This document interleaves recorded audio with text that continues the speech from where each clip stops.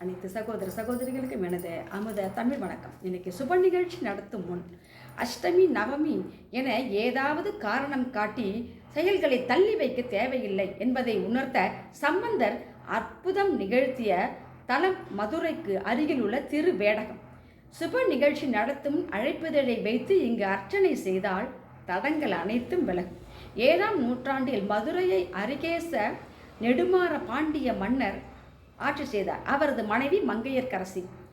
சிவ வழிபாட்டை மறந்த மன்னர் சமண மதத்தில் இணைந்தார். இதனால் வருந்திய மங்கையர்க்கரசி மீண்டும் பாண்டிய நாட்டில் சிவ வழிபாடு தழைக்க விரும்பினார்.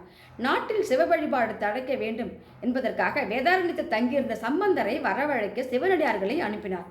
அப்போது அங்கிருந்த திருநாவுக்கரசர் நாளும் கோளும் சரியில்லை, வேறொரு நாளில் மதுரைக்கு செல்லுங்கள் என சம்பந்தரை தடுத்தார்.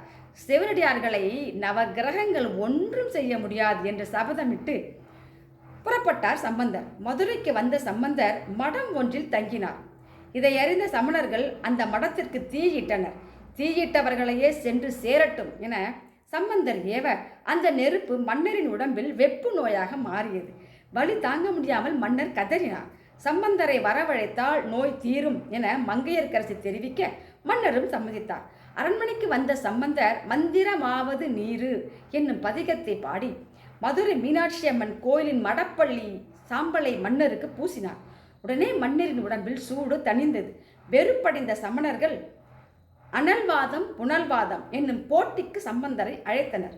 அனல்வாதம் என்றால் பக்தி பாடல்கள் அடங்கிய ஏடுகளை நெருப்பில் இடுவது. சம்பந்தரின் ஏடுகளை நெருப்பில் இட்டபோது அவை எரியாமல் பச்சையாகவே இருந்தன. புனல்வாதம் என்பது ஓடும் தண்ணீரில் ஏடுகளை இடுவது. சம்பந்தரின் ஏடுகளை வைகை ஆற்றில் இட்டபோது அவை தண்ணீரை எதிர்த்து சென்று ஓரிடத்தில் கரையேறின.